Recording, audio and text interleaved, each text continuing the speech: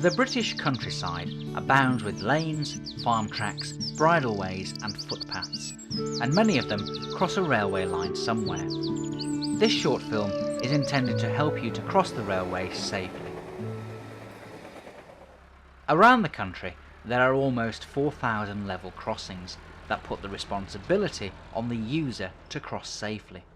These crossings, known as user-worked crossings, sometimes have telephones to the nearest signal box to enable the user to cross safely with vehicles or animals.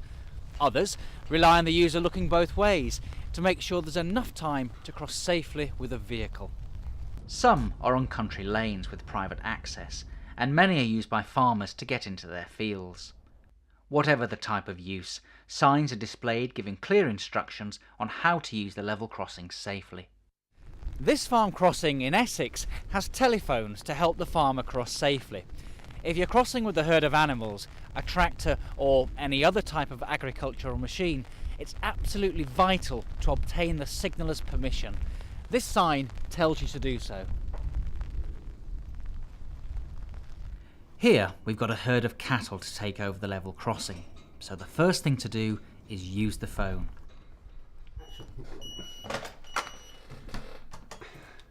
Thought box. Hi, is it possible to cross the line with some cows, please? The signaller tells the farmer that it's not safe to cross. He must wait and call back later. Can you phone me back in a few minutes, please?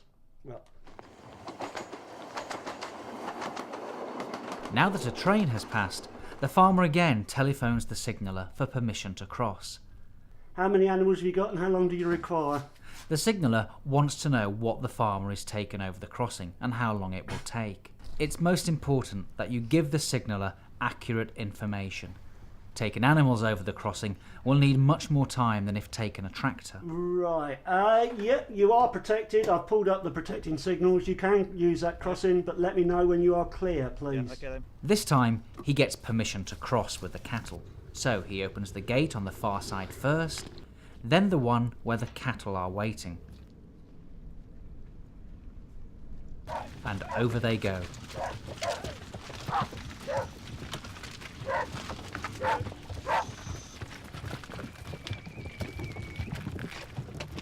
There we go. Keep work, keep work. Shh. Hey up, hey up, hey up.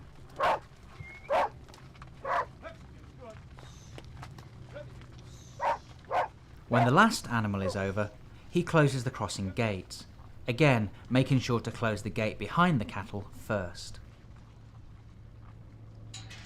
If you're taking a tractor over, don't leave the gates open, even if you intend to return in a short while. Somebody else might come along and go onto the crossing without realising the danger. Anyway, you can be prosecuted for leaving crossing gates open. The signaller might have asked you to call back once you've crossed the line and closed the gates. If so, it's important that you do. Otherwise, the signaller might think that the crossing is still occupied and stop the trains running. If you're taking animals over, you should always telephone again after crossing, whether you're asked to or not. The procedure we just looked at must be followed each and every time you use this type of crossing. So remember the sequence. Telephone first. Tell the signaller what you're taking across the railway. Open both gates before crossing. Close the gates once you're over. Telephone again if asked to do so. Throughout the country, there are hundreds of user-worked crossings without telephones. The users are solely responsible for their own safety. These crossings usually have good sighting, so approaching trains can be seen clearly in both directions, at least far enough for you to be able to cross safely. Here in Suffolk, the farmer is about to take a tractor and trailer across the railway line. Again, there's a sign telling him the safe procedure. He looks both ways. There's no train approaching from either direction, so he opens both gates.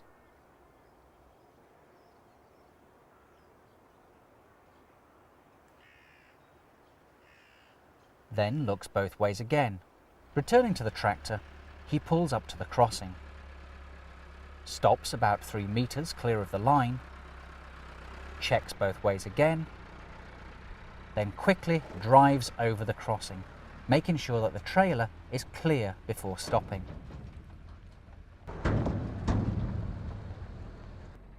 Now he goes back to the crossing, looks both ways again, and if no train is approaching, closes both gates.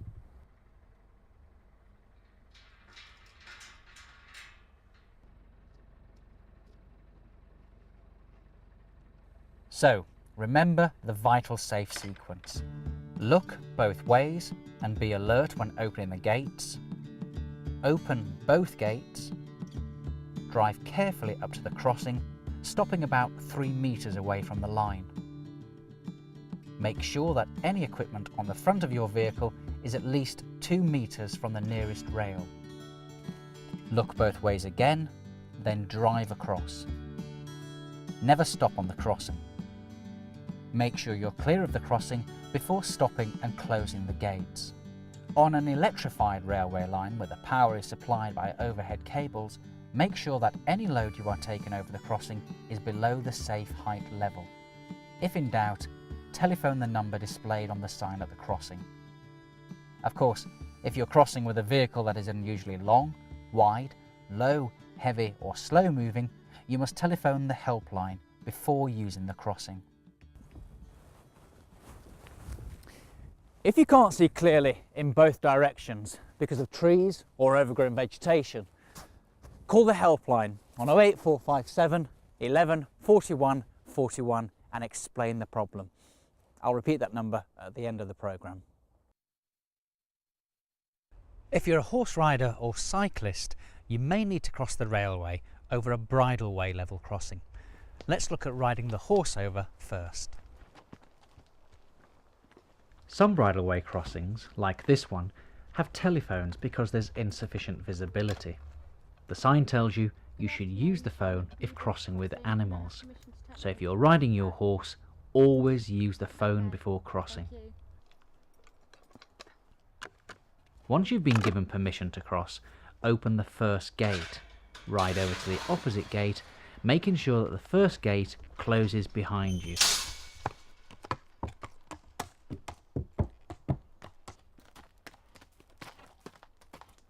Then open the opposite gate and ride clear. Don't forget to make sure that the second gate closes after you've crossed.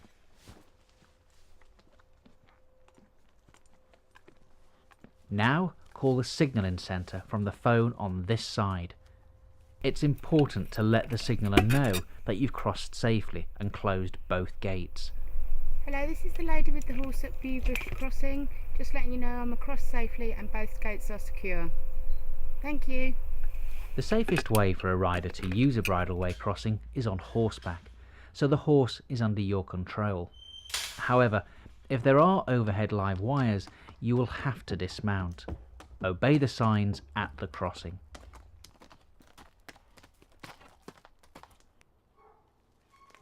If the crossing doesn't have telephones, or you're riding a bike or walking, use it just like you would when crossing a busy road. Look right and left a couple of times and listen. If no train is approaching from either direction, cross quickly. Cyclists should dismount. Never ride over this type of level crossing. When you're out walking and you come across a footpath level crossing, take care and follow the simple rules. Stop, look and listen.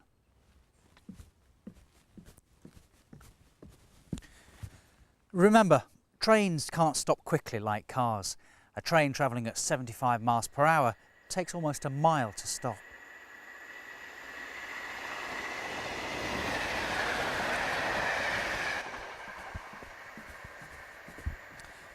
So, stop at the crossing.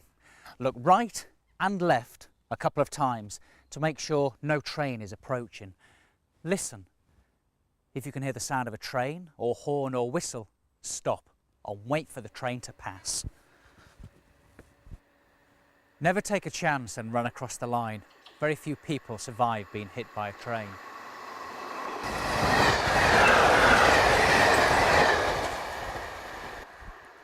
Once the train has passed, Wait until you can see clearly in both directions. Never cross behind a train. You can't see what's on the other line. Now you can cross safely. Don't stop on the crossing.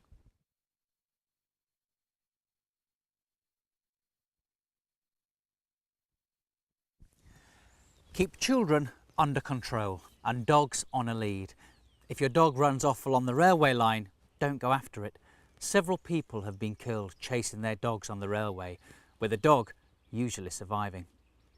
If you're walking with a group of people, you're still responsible for ensuring your own personal safety.